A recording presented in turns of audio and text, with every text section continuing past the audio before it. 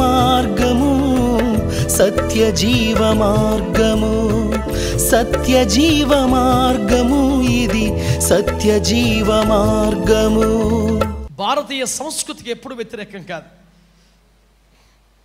ఒకవేళ తెలియక ఎవరైనా అమాయకంగా కట్టు బొట్టు చీర గురించి మాట్లాడితే, భారతదేశంలో 29 రాష్ట్రాలు అందరూ ఒకే కట్టు ఒకే బొట్టుతో ఉండరని మీరు ప్రపంచాన్ని వదిలేసి ఇండియాను చూసుకుంటే మీకు ఆన్సర్ వచ్చుద్దని మనవి చేస్తున్నాను. అందరికీ దేవునికి స్తోత్రం. 29 రాష్ట్రాల్లో ఎవడ స్టైల్ ఆడుకుంది. ఇంకో దేశం దాకా ఎందుకు మన తెప్పలో? అందరూ ఒకే చీర కట్టరా ఇండియాలో? అందరూ బొట్టు పెట్టరా ఇండియాలో? ప్రతి పెళ్లిలో భారతదేశంలో ఖచ్చితంగా తాళి లేదే? బైబిల్ చెప్పింది, చట్టమును గౌరవించు, ఆచారాలు నెత్తికెత్తుకోకు. ఇందులో అనుమానం లేదు, ఇందులో దాపరికం లేదు. కుండ బద్దలు కొట్టినట్లు చెప్తున్నాను. బైబిల్ చెప్తుంది, చట్టములకు లోబడండి, ఆచారాలు పట్టించుకోకండి. ఆచారాలతో చట్టానికి లోపడండి. ఒక బిడ్డ నాకు ఫోన్ చేసి, మీరు త్రివర్ణ పతాకారానికి సెల్యూట్ చేస్తారా? చేస్తానా చైనా సబ్జెక్ట్ కాదు అసలు. త్రివర్ణ పతాకారం అంటే నీకు గౌరవమా, ఏమైనా చిరాకు ఉందా? ముందు నాకు చెప్పు. నాకైతే గౌరవం ఉంది. ఎందుకని? భారత రాజ్యాంగ ప్రకారం అది భారతీయుడి కనీస మర్యాద. చట్టం అంటే అది ఆచారం కాదు. ఆచారం అయితే ఎప్పుడో అవతల పారేద్దును. రాజ్యాంగమును ప్రేమించి గౌరవించువాడిగా త్రివర్ణ పతాకాన్ని గౌరవిస్తాను. చెప్పండి హల్లెలూయా. షడ్రక్, మేషక్, అబేద్నెగో, దానియేలును నెబుకద్నెజరు అనే విదేశీ రాజు ఎందుకు ప్రేమించాడు? వారి తోలు రంగును బట్టి కాదే, వారి మస్తిష్కము నిక్షిప్తమైన తెలివిని బట్టి కాదే, వారి విధేయత, వారి అనుకువ, వారి సత్ప్రవర్తన, వారి లోబడే క్రమాలని ప్రేమించారు. అంతటి వీర విధేయులు రాజుకు నమ్మకస్తులు. కానీ విగ్రహ ఆరాధన చేయమంటే సారీ అయ్యా మేము చేయలేమన్నారు. దీని మీద మేము వాదోపాదాలు, కోర్టులు, జవాబు చెప్పుకునే ఇంట్రెస్ట్ కూడా లేదు సార్. మీరు చంపితే చంపేసుకోండి. దీని గురించి మీకు జవాబు చెప్పాలన్న టెన్షన్ మాకు, చచ్చిపోతాకరండి, చంపేసుకోండి. ధర్నాలు, గొడవలు, గోత్రాలు లేవు. ఇంత విధేయులు కదరా, మీకేం వచ్చిందిరా? బాధ వచ్చింది సార్. క్రైస్తవుడు చట్టమునకు విధేయుడు, కానీ వాడి విశ్వాసాన్ని గెలిచి వచ్చినప్పుడు మాత్రం వాడి గుండె మండుద్ది, ఆక్రోశం పెరుగుద్ది. దేశం ఇది గుర్తించాలి, దేశం ఇది గుర్తించాలి. మొర్దెకాయ్ అనండి ఒకసారి. హిందూ దేశం మొదలకి 127 సంస్థానములలో అద్భుతమైన ప్రపంచ పరిపాలన అందించినటువంటి మహావైభవోపేతమైన రాజుగారు అహష్వేరోషు పరిపాలనలో ఒక చిరుద్యోగి మొర్దెకాయ్. ఇతడు ద్వారపాలకుడి విధి నిర్వహణలో ఒకరోజు రాజుగారి హత్య కుట్ర జరిగింది. అహష్వేరోషు దేశం కాదు, జాతి కాదు, అతడి పరిపాలనలో ఉన్న ఒక సంస్థానంలోని వాడు. అయినా తన పరిపాలించే రాజుగారి ప్రధానమంత్రి హత్యా ప్రయత్నం ఆయన మీద జరుగుతుందని తెలిసి ప్రాణాలకు తెగించి వాళ్ళిద్దరిని అడ్డుకొని రాజుగారిని కాపాటకు ప్రాణం అడ్డేసిన వాడు మొర్దెకాయ్.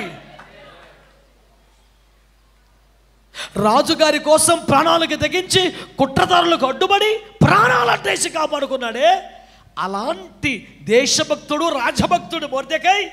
హామాను గారు వచ్చి నాకు నమస్కారం పెట్టండి, అవతల పోరా అన్నాడు. పొమ్మన్నాడు అవతలకి. దురహంకారం, జాత్యహంకారం కుదరదు. ఎక్కువ జాతి, తక్కువ జాతి కుదరదు. నిమ్న జాతి, పై జాతి కుదరదు. దేశమును ప్రేమిస్తాం, చట్టములకు లోబడతాం. జాత్య దురహంకారాన్ని క్రైస్తవుడు ఖచ్చితంగా ఎదురిస్తాడు. నువ్వు తక్కువ, నువ్వు రెండవ స్థాయి పౌరుడు అంటే ఒప్పుకోడు. ఇది మొర్దెకాయ్ మాదిరి. రాజును కాపాడటానికి ప్రాణాలు ఇస్తాడు సార్, కానీ జాతి అహంకారాన్ని మాత్రం ప్రాణాలు ఎదురొడ్డి పోరాడతాడు సుమా.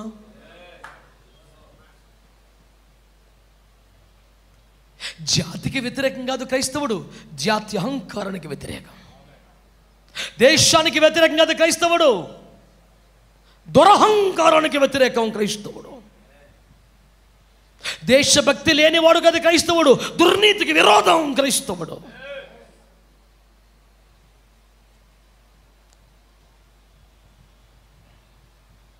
అందుకనే ఈ భారతదేశం ఒక సాధువు సుందర్ సింగ్ లాంటి అద్భుతమైన భారతీయ కర్మయోగిని అద్భుతమైన క్రీస్తు సేవకుడిగా మార్చిన సాక్ష్యాన్ని కలిగి ఉంది భారత క్రైస్తవ్యం. కైలాస మహర్షిగా ఎంత ప్రఖ్యాతిగాంచాడు సాధువు సుందర్ సింగ్. ఎన్ని దేశాలలో ఒక భారత క్రైస్తవుడిగా అమెరికాలోకి వెళ్ళి 100 మందికి బాప్తిస్మాలు ఇచ్చినవాడు సాధువు సుందర్ సింగ్. అదే పంజాబ్ రాష్ట్రానికి చెందినటువంటి భక్త సింగ్ గారు హైదరాబాద్ హెబ్రోను కేంద్రంగా ఒక భారతదేశములో వేల సంఘాలే కాదు, అమెరికా, ఆస్ట్రేలియా, న్యూజిలాండ్, స్విట్జర్లాండ్ దేశాల్లో కూడా సంఘాలు కట్టిన గొప్ప భారత దైవజనుడు. ఏం తమాషాన వీళ్ళు! పండిత రామాభాయ్ సర్వోత్తమ బ్రాహ్మణ కుటుంబానికి చెందిన భారతీయ నారీయమని కాదా? యేసయ్య సేవకురాలు కాదా? ₹100 నోటు మీద కనపడద్దే గాంధీ గారి వెనకాల కొంతమంది వ్యక్తులు. ఆ ఫోటోలు ఇంటర్నెట్ తీసుకెళ్ళి ఆ ఫోటోలు చూడండి, అందులో 7వ వ్యక్తి పేరు థామస్. స్వతంత్ర సంగ్రామంలో గాంధీ గారి వెంట నడిచిన సర్వోత్తమ దేశ స్వతంత్ర కోసం పోరాడిన కొద్ది ముందు 10 మందిలో 7వ వాడు ఒక క్రైస్తవ సేవకుడని మీకు మనవి చేస్తున్నాను. చరిత్రను పూడ్చిపెడితే సాధ్యం కాదు. కిలోమీటర్ల కొద్ది తవ్వి వాస్తవాలు తెలుసుకుంటున్న ప్రపంచంలో ఉన్నాం సార్. దయచేసి భారతీయ క్రైస్తవులపై, క్రైస్తవ సహృదయ దేశభక్తిపై అనుమానమును వేయడమని, అభిమానించమని యావత్ లోకానికి నేను మనవి చేస్తున్నాను. దేవుని సేవకుడిగా ప్రభు అందరి హృదయములలో దేవుని ప్రేమను పుట్టించునుగాక. గట్టిగా ఆమేన్ అని చెప్దాం. ఇక చివరిగా దేవుని బిడ్డలారా, మనం ప్రార్థించు సమయం సమీపించినది. అయ్యా, మరి ఇంత గొప్ప దేశము నరకములోనికి వెళ్లకుండా పరలోకములోనికి వచ్చినట్లుగా బైబిల్లో 2 సార్లు చోటు దక్కిన మన దేశానికి పరలోకములో కూడా చోటు దక్కాలంటే ఏం చెయ్యాలి అనే దానికి సంబంధించి ఒక 7 మాటలు మీ ముందు పెట్టి నిష్క్రమిస్తాను. నెంబర్ 1, 2వ దినవృత్తాంతాల గ్రంథం 7:14. ఎవరన్నా ఒక్కరు చదవండి చాలు. పెద్ద ప్రసంగం కాదు, ప్రస్తావనే కానీ ప్రసంగం కాదు. 2వ దినవృత్తాంతాలు 7:14. నా పేరు పెట్టబడిన నా జనులు తమ్మును తాము తగ్గించుకొని ప్రార్థన చేసి నన్ను వెతకి తమ చెడు మార్గములను విడిచిన ఎడల ఆకాశము నుండి నేను వారి ప్రార్థనను విని వారి పాపమును క్షమించి వారి దేశమును స్వస్థపరచుదును. గట్టిగా చప్పట్లు కొట్టి స్తోత్రం చెప్పండి. India shall be saved, India shall be healed. దేవునికి మహిమ కలుగునుగాక. శ్రద్ధగా నా మాట వినండి బిడ్డలారా. వాక్యం ఏమంటుందండి? నా పేరు పెట్టబడిన నా జనులు అనండి. అంటే ఈ సో కాల్డ్ క్రిస్టియన్స్ ఊరక పేరు పెట్టుకొని పరువు తీస్తున్నారే ప్రభుది ఈ బ్యాచ్ అల్ల. మిమ్మును బట్టి ఏ కదా నా నామం అన్ని జనుల మధ్య దూషింపబడుతున్నదని ఎవరిని బట్టి యేసు ప్రభు బాధపడిపోయారో ఆ బ్యాచ్. మీరు పెదవులతో స్తుతిస్తున్నారు కానీ మీ హృదయం నాకు దూరంగా ఉందని ఎవరి గురించి ప్రభు ఆపోయాడో ఆ క్రైస్తవుల గురించి. భారతదేశం రక్షణ పొందుటకు నువ్వేం చేయాలి? ఎదుటి వాళ్ళు వేస్ట్ అండి, అబ్బే వాళ్ళకి తెలియదండి, వాళ్ళకి ఉపదేశం లేదండి, వాళ్ళకి రక్షణ లేదండి, వాళ్ళకి అసలు వాక్యం తెలియదండి. ఈ దుష్టబుద్ధిని వదిలి నువ్వే తగ్గించుకో. ఎదుటి వారిని బైబిల్ బోధనల ప్రకారం నీకంటే ఘనుడుగా ఎంచుకో. నిన్ను నీవు తగ్గించుకో. నెంబర్ 1. 2వది ఏం చేయాలి? నా పేరు పెట్టుకున్నందుకు నేను ప్రతి రాత్రి ప్రార్థన చేశాను రా, మీరు నా పేరు పెట్టుకుని ప్రార్థన చేయరేంట్రా అంటున్నాడు ప్రభు. సుఖభోగాల్లో వ్యవహరిస్తున్న క్రైస్తవులారా, హంసతూలిక తల్పములపై నిద్రపోతున్న క్రైస్తవ పేరు పెట్టుకున్నటువంటి ధగస్తులారా, మీరేం చేయాలి? మీరేం చేయాలి? యుద్ధములో వెన్ను చూపించిన సైనికునితో అన్నాడట అలెగ్జాండర్ మహాచక్రవర్తి. ఏం పేరు నీ పేరు అంటాడు వణుకుతూ. నా పేరు కూడా అలెగ్జాండరే సార్ అన్నాడంట. ఛీ, నీ పేరన్నా మార్చుకొని బతుకన్నా మార్చుకున్నాడంట. క్రైస్తవుడా, ప్రార్థనన్నా చెయ్యి, లేదా పేరన్నా వదిలేసుకో. ఆమేన్ చెప్పండి. ఆమేన్. నిన్ను విరాళం అడగట్లా, నీ విరాళం ప్రార్థనే, నీ వంతు ప్రార్థనే. కనుక ఒకటి, నీవు తగ్గింపు కలిగి ఉండు. రెండు, ఈ ప్రార్థన చేసే వాళ్ళు మూడోది ఇంపార్టెంట్, చెడు మార్గాలు విడిచిపెట్టాలి. యథార్థంగా పన్నులు కట్టండి. పన్నులు యథార్థంగా కట్టని దొంగ క్రైస్తవుడికి మద్యపానం తొలగిపోవాలని ప్రార్థించే నైతిక హక్కు లేదు. ఎందుకని ప్రభుత్వాలు ఇప్పుడు మద్యపానం మీద వచ్చే రెవెన్యూతో అనే ప్రభుత్వాలు నడుపుతున్నాయి. ప్రభుత్వానికి ఆ గతి పట్టకూడదంటే దేశ పౌరులందరూ యథార్థంగా పన్ను కట్టాలి. అందులో క్రైస్తవుడు మొదట ఉండాలి. అందుకని చెడు మార్గాలు వదిలిపెట్టండి. అక్రమ సంబంధాలు, అక్రమ లావాదేవీలు, పాపిష్టి సంతోషాలు, చీకటి సరదాలు మానాయ్. క్రీస్తు పేరు పెట్టుకున్న వారలారా, నిజంగా దేశ రక్షణని గుండె చప్పుడైతే మొదట తగ్గింపు నేర్చుకో, నీ మాటే మారిపోవాలి. రెండు, ప్రార్థన చేయి. మూడు, చెడు మార్గాలు. నాలుగు, ఆయన సన్నిధిని వెతుకో, ఆయన రాజ్యాన్ని వెతుకో, ఆయన చిత్తాన్ని వెతుకో, ఆయన ఉద్దేశాన్ని వెతుకో, ఆయన వెతుకో. అప్పుడట దేవుడు దిగి వచ్చి కాశ్మీరు మొదలుకొని కన్యాకుమారి వరకు ఉన్న భరతమాత గాయములన్నిటినీ స్వస్థపరుస్తాడట. నేను దేశమును స్వస్థపరుచుదును. చప్పట్లు కొట్టి స్తోత్రం చెప్పండి. నెంబర్ 1, క్రైస్తవులు తగ్గించుకోవాలి. అందులోనే రెండవ మాట, క్రైస్తవుడు ప్రార్థనలు చేయటం పెంచాలి. మూడవది, క్రైస్తవులు చెడు పద్ధతులు మానాలి. నాలుగవది, క్రైస్తవులు దేవుని వెతుకుట ప్రారంభించాలి. అప్పుడు దేశంలో రక్షణ జరుగుద్ది. రెండవ మాట, సంఖ్య 14:8, యెహోవా మన యందు ఆనందించిన ఎడల ఆ దేశములో మనలను చేర్చి దానిని మనకిచ్చును. దేశమును మన చేతికి దేవుడు అప్పగిస్తాడంట. యాజకత్వము చేయనట్లుగా, ప్రార్థనలు చేయనట్లుగా, పురోహితులమై ప్రజల క్షేమం కోసం ఏడ్చున్నట్లుగా దేశమును మన చేతికి అప్పగిస్తాడట. ఎప్పుడు తెలుసునా? దేవుడు మన యందు ఆనందిస్తే. క్రైస్తవం ఎక్కడ ఆగిపోయింది తెలుసా? దేవుని యందు ఆనందించుట దగ్గర ఆగిపోయింది క్రైస్తవ్యం. హలో అమ్మలో వింటున్నారా? క్రైస్తవులు ఎక్కడ ఆగిపోయారు? వాక్యంలో ఆనందించడం, ప్రార్థనలో ఆనందించడం, ఇలాంటి కుడికలు ఆనందించడం, వర్తమానంలో ఆనందించడం, అభిషేకములు ఆనందించడం, దేవుని కార్యములలో ఆనందించడం, దేవుని సేవకు ఇచ్చి ఆనందించడం, ఇవన్నీ మంచిదే. ఇవన్నీ ఏమనగా నీవు దేవుని యందు ఆనందించుట. దానివల్ల ఏంటి ప్రయోజనం? నీవే బలపడతావు. మీరు యెహోవా యందు ఆనందించడం వలన బలమొందెదరు. కానీ యెహోవా నీ యందు ఆనందించిన ఎడల దేశమును నీ చేతికి అప్పగిస్తాడు. గట్టిగా చప్పట్లు కొట్టి స్తోత్రం చెబుదాం. హల్లెలూయా, హల్లెలూయా. అంటే మొదటి పాయింట్ ఏంటి? ప్రార్థన చేయాలి, పరిశుద్ధంగా ఉండాలి, ప్రవర్తన మార్చుకోవాలి. రెండవ పాయింట్ ఏంటి? దేవుడు నీ యందు ఆనందించాలి. అంటే ఎప్పుడు ఆనందపడతాడు? యేసు ప్రభువారు శరీరధారిగా ఉన్న దినములన్నిటిలో మహారోదనతోనూ కన్నీళ్లతోనూ ప్రార్థనలు, విజ్ఞాపనలు, యాచనలు సమర్పించినందున, ఇంకా సేవ ప్రారంభించక మితమే, ప్రసంగం కూడా చేయక మితమే, మత్తయి 3:17లో ఇతని యందు నేను ఆనందించుచున్నా అన్నాడు. అప్పటికి ఒక్క ప్రసంగం చేయలా, కేవలం ప్రార్థన చేస్తున్నాడు. ప్రార్థనలో మనము దేవుణ్ణి సంతోషపరచగలం. ఆమేన్ అనండి. మూడవదిగా దేవుని బిడ్డలారా, నా మాట వింటున్నారా మీరందరూ? హలో, ముఖ్యంగా అయ్యగారులు నా మాటలు మన్నిస్తున్నారా? ఆమేన్ అనండి ఒకసారి. హల్లెలూయా. ఒకటి, క్రైస్తవుడి ప్రవర్తన మారాలి. రెండు, క్రైస్తవుడు దేవుణ్ణి సంతోషపరచాలి. మూడవది యెహోషువ 3:15 నుండి 17 వరకు.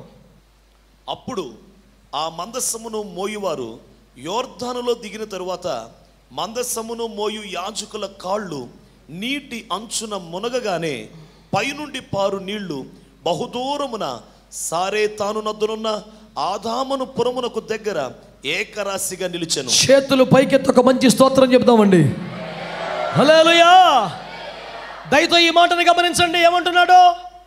మందసమును మోయు యాజకుల రకాళ్ళు యోర్దాను అంచును తాకగానే నీళ్లు సారేతాను దగ్గర ఆదామను పురము దగ్గర ఏకరాశిగా నిలబడిపోయాయి. నీరు పల్ల మెరుగు, నీరు మెరకనాగు అనాలి ఇప్పుడు. ఎందుకు జరిగింది? అలా జరిగింది. ప్రజలందరూ యువతల ఒడ్డునున్నారు, ప్రజలు అవతల ఒడ్డుకు వెళ్ళాలి. ప్రజలందరూ ఈ భూమి మీద ఉన్నారు, ప్రజలందరూ స్వర్గములోకి వెళ్ళాలి. ఈ మధ్యలో ఉన్నటువంటి మరణమును ఎలా దాటాలి అని అడిగితేనటండి, యాజకులు మందస్సాన్ని భుజాన్ని పెట్టుకొని అలాగ రావాలట. చెప్పండి, ఏం చేయాలి? యాజకులు నా మాట సీరియస్గా ఆలోచించండి మీరు. ఇప్పుడు మందస్సమును మోయగలిగిన మనగాడు ఒక్కడెవడైనా ఉన్నాడా? మందస్సమును మొన్నగాడు ఎవడైనా ఒక్కడు ఉన్నాడా?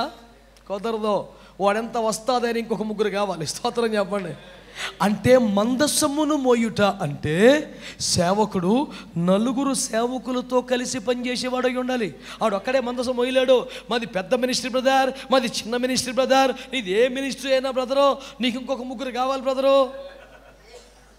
ఒంటెద్దు పోకడ కుదరదు బ్రదరు. ఐఎఫ్జే కన్నీటి ప్రార్థనలో మొదటి పాయింట్ అదే బ్రదరు. స్తోత్రం చెప్పండి గట్టిగా, చెప్పండి గట్టిగా. దైవజనులు మందస్సమును మోయే సేవకులు అవ్వాలి, మహిమను మోసే సేవకులు అవ్వాలి, నిబంధన పలకలు మోసే సేవకులు అవ్వాలి, చిగురించిన అహరోను కర్రపు జీవమును మోసేవారు అవ్వాలి, మన్నాను మోసే సేవకులు అవ్వాలి. రాజకీయ పార్టీల జెండాలను మాత్రమే కాదు, ఇదిగో విదేశీ ద్రవ్యమును మాత్రమే కాదు, సంస్థల డినామినేషన్ల బోర్డులు మాత్రమే కాదు, అవి కాదు మనం మోయాల్సింది. మనం మోయవలసినది ఏమి తెలుసా? యెహోవా నిబంధన మందసం. సంగమా, ఎలాగో మీరు ఉన్నారు కదా, ఆలోచించండి. నీ దైవజనుడు మందసమును మోయిచున్నాడా, లేక ఇహలోక భారములు మోయిచున్నవాడా, ఐహిక విచారములు కలిగినవాడా, రాజకీయపు తొత్తులుగా మారినవాడా, ఏమి మోయిచున్నవాడో? మందసమును మోసే సేవకులు కావాలి. అది కూడా నీలాగా మందసమును మోసే ఇతరులతో కలిసి నీవు ఉండాలి. అయ్యో ఎన్ని మాకెందుకండి, మా సేవ మేము చేసుకుంటున్నామండి. నీ మందసం నువ్వు మోసుకెళ్తే నీకు ఎక్కడతారు? అసలు తెంగర మాటలు మాట్లాడుతున్నావు. మా సేవ మేము, మీ సేవ అంటే మీ మందసం మీద చెప్పు అని మాట్లాడితే బుర్ర ఉండాలిగా. ఏ పదం రాసినా ఆ 56 అక్షరాల్లో ఆ 26 అక్షరాలు రాయాలి. ఏదో లేనిది రాస్తే ఎట్లాగా? ఎప్పుడు వచ్చినా వారంలో 7 రోజులు ఏదో ఒక రోజు రావాలి. లేని రోజు ఎట్లా వస్తావు నువ్వు? అందుచేత నేను చెప్పున్న మనం ఏమిటంటే, మందస్సమును ఏ ఒక్కడు, నీలాంటి కొంతమంది దైవజనులు, అదే భారం, అదే దర్శనం, అదే మోస్తున్న కొంతమంది సేవకులతో నువ్వు కలవాలి. అంటే సేవకుడు మహిమను మోయిచున్నవాడై ఉండాలి. సేవకుడు ఇతరులతో ఐక్యత కలిగిన వాడై ఉండాలి. తనకు అప్పగించబడ్డ చిట్ట చివరి ఆత్మ కూడా అవతల ఒడ్డుకి ఎక్కేదాకా మధ్యలో నిలబడిపోయే భారం కలిగిన వాడై ఉండాలి. మొదటిది క్రైస్తవులు మారాలి, మూడవది పాస్టర్లు మారాలి. మారాలి sir. India shall be saved అనాలి అంటే పాస్టర్లు మస్ట్ బి చేంజ్డ్. పాస్టర్లు మారాలి. కుదరదు. నీ రాజ్యం నువ్వు కట్టుకుంటే సౌలువి, దేవుని రాజ్యం కోసం ప్రయాసపడితే దావీదువి. నువ్వు ఎలా బతుకుతావో తెలుసుకో. 4వది అపోస్తలుల కార్యాలు 16:25. పరిగెత్తాలి స్పీడ్గా. 7 మాటలు. అపోస్తలులు 16:25. అయితే మధ్యరాత్రి వేళ పౌలును సీలయు దేవునికి ప్రార్థించుచు కీర్తనలు పాడుచుండుండిరి. ఈ కూటాలు జరగాలి, ఈ కూటాలు జరగాలి. కేవలం ప్రసంగ సభలు కాదు సార్. నేను ఇలాంటి కూటాలు పెడితే మన విజయవాడ నగరంలో కూడా చాలామంది బొత్తిక ప్రసంగం తక్కువ చెప్పారంటండి అన్నారు. కూటాల్లో 3 గంటలు నేను మీ విజయవాడలో ప్రసంగాలు చేసిన కూటాలు లేవా? ఎన్ని 100 సార్లు మాట్లాడలేదు. రోజు వాక్యమే కదా. కానీ ఖైదీలందరూ మారాలంటే ఏం చేయాలి? బంధకాల్లో ఉన్న ప్రజలు విడుదల పొందాలంటే ఏం చేయాలి? మనమును బంధకములలోకి వెళ్ళి మన స్వేచ్ఛను వదులుకొని, మన సుఖాలు వదులుకొని, మన సరదాలు వదులుకొని, మన సౌభాగ్యాలు వదులుకొని, మనమును తగ్గింపులో, వైరాగ్యములో, శ్రమలలో ఈ ప్రజల విడుదల కొరకై సంఖ్యలలోనికి వెళ్ళి అక్కడ ఏం చేయాలి? ఓరి ఖైదీలారా, ఏమి చేసి వచ్చితిరా ఇచ్చటకు? వాళ్ళు ఎవరో తెలుసు కదా, శతకొట్టేయగలరు. నువ్వేం చేయాలి నాన్న? ప్రార్థన పాట, ప్రార్థన పాట, ప్రార్థన పాట. ఇందాక విజయబాబు చెప్పాడే, ఆ 13వ సంవత్సరంలో ప్రభువు నాకు బయలుపరిచిన ఒక ప్రత్యక్షత అది. అప్పటి నుంచి మొదలుపెట్టే ఒక్క సాయంత్రానికి కొన్ని లక్షల రూపాయలు కష్టపడి ఖర్చు పెట్టి చేసేది ఏంటి? ఒక ప్రార్థన, ఒక పాట, ఎంత కష్టపడి కూటమి పెట్టాడండి. అసలు ప్రసంగమే లేదండి. 2000 సంవత్సరాలకు ఉన్నాయి అయ్యే కదండి. ఎందుకంటే బాధపడతారు? ప్రతి ఆదివారం మీకు ఉండేది అదే కదండి. దేశంలో ఒక విడుదల కలుగునట్లుగా, దాస్యపు సొంకలాలు తెగిపోయినట్లుగా, దయ్యపు శక్తులు, సాతాను శక్తులు, పడిపోయిన దేవదూతల ప్రభావం సంఖ్యల నుండి ప్రజల విడుదల పొందినట్లుగా మనం ఒక రాత్రంతా పాడుతూ ఉండాలి, ప్రార్థిస్తూ ఉండాలి. పాట, ప్రార్థన, పాట, ప్రార్థన.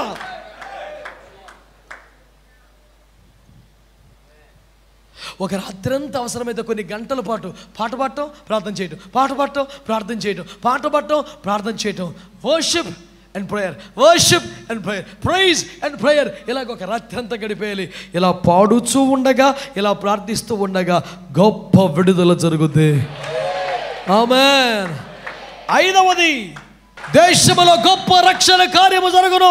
దేశమా సంతోషించు గంతులవై, ఎందుకనగా నేను పనివాండ్ర మీద, పని కెత్తెల మీద నా ఆత్మను కుమ్మరించబోతున్నాను. మున్ను పెన్నడు లేనంతగా భారతదేశంలో ప్రతి దైవజనుల మీద, ప్రతి సేవకురాల మీద ఒక స్పష్టమైన, ఒక బలమైన అభిషేకము దిగి రావాలి. దేశముల మహారక్షణకు 5వ మాట, సేవకుల మీదకి బలమైన అభిషేకం రావాలి. వాళ్ళు బలమైన కార్యములు చేసేవారుగా ఉండాలి. వారు అద్భుతములతో వాక్యమును స్థిరపరచువారుగా మారాలి. సూచక క్రియల చేత వాక్యమును వెల్లడి చేయవారుగా మారాలి. 6వది, ద్వితీయోపదేశకాండం 32:30, దానియేలు 2:18. ఏమిటనగా వారిలో ఒక్కడు 1000 మందిని తరిమితే ఇద్దరు 10,000 మందిని తరుముదురు కదా. ఒకడు ఎట్లు 1000 మందిని తరుమును, ఇద్దరు ఎట్లు 10,000 మందిని పారదోలుదురు. వారి ఆశ్రయం. ఈ ఫార్ములా నమ్మినవాడు గనుకనే దానియేలు తాను వ్యక్తిగతంగా ప్రార్థనాపరుడే అయినా, బబులోనులో జ్ఞానులందరూ ఒక్కసారి చనిపోయే ప్రమాదం ఏర్పడగానే ఏం చేశాడు? తన స్నేహితుడకు షడ్రక్, మెషక్, అబేద్నెగోలను పిలిచి వారితో కలిసి ప్రార్థనలు ప్రారంభించాడు. స్తోత్రం చెప్పండి.